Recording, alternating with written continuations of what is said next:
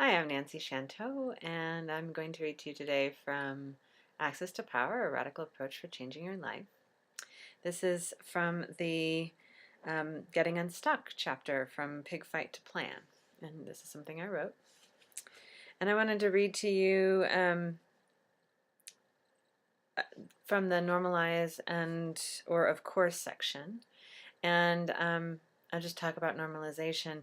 This is one of the key tools of Skills for Change, and part of how we make, as practitioners, we make people feel really comfortable.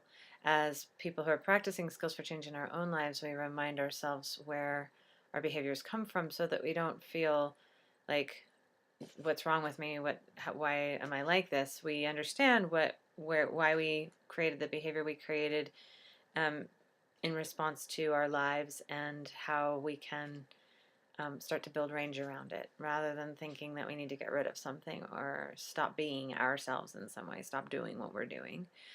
It's much more about learning to add skills. So seeing what we are doing as a skill, seeing it as something that we have needed to do for safety or for connection at some point in our lives. Okay, here we go. In fighting the pig, the first step is to normalize and reframe our behavior, thoughts, and choices, and how the pig became a part of our daily existence in a cultural and social context, so that we can understand why our actions make sense given our setting, training, and history. Of course, we internalized the oppressive forces of systemic, structural, and cultural domination when we were growing up. All of the trusted adults in our lives, parents, teachers, guardians, babysitters, clergy, had also internalized oppressive values and were transmitting these values to us, along with positive values that we may choose to keep. And of course, we internalize these messages as rules for living because we are much less powerful as a toddler, kid, adolescent, teenager, and young adult than we are now. And we had far fewer choices. Pleasing adults and adhering to the social rules meant that we had a chance to feel safe and loved. When we normalize, we want to get as close as possible to the exact circumstances of our lives and reflect back to ourselves why our struggle makes sense, given the situation we were in and the difficulty of our journey. Normalizing gives us an opportunity to tell a bigger truth about the past and our experience, one that helps us understand why we suffered then and still suffer now.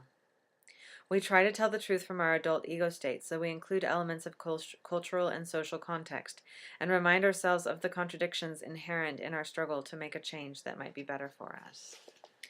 So that's normalizing. And I wanted to talk a little bit more about this because since it's such a key tool, since it's something that not very many people do for us, and since it's something that really makes a big difference when we're trying to make a change, because we are telling ourselves more of the truth about why we do something. It's really helpful to make sure that we understand the nature and origin of our current behavior, because so often our current behavior ends up getting demonized or made wrong.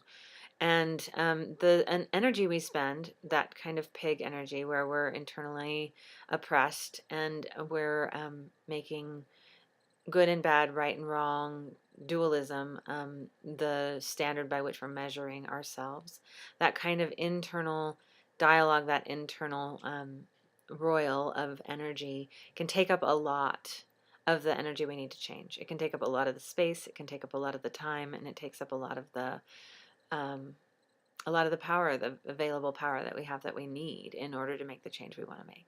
So by normalizing, we end up freeing ourselves from that mire of pig. We end up freeing ourselves from the internal battle that's happening, where we're criticizing ourselves on the one hand and justifying ourselves on the other. And it helps us feel less stuck because we understand where the behavior came from. And I'm just going to give you an example. So for a lot of years, I would, when I was a young person, and I give this example in the book elsewhere, I would focus on figuring things out as the way to solve problems because I was smart, and figuring things out was the way I knew how to, I knew it would work. I knew it was a strength. But what would happen is that in figuring things out, I would skip the social relationships. I would not be very tactful. I would be oriented around the intellect rather than oriented around relationships. And um, I probably was pretty much like an elephant in um, a china cabinet, and not very successful getting what I wanted from a social perspective, that the people that I needed help from or that I needed participation from weren't interested in participating or helping me because I was not very tactful, and I wasn't paying attention to the relationship, and I wasn't paying attention to them. I was just focused on how to solve the problem. So because I had focused so much on smarts as a way to get through my life, um, I was preferring to solve problems with my smarts and very dismissive of relationships as a way to solve problems. And um, I had to recognize that I had that orientation, that my first inclination was to go to a solution rather than to relationship. And I had to add relationship as something that was worthy of being paying attention to, that I wanted to pay attention to, and that I would get results from if I attended to that. That oftentimes the smartest solution wasn't going to be the most effective solution, and it certainly wasn't going to get implemented unless I had participation and agreement from people.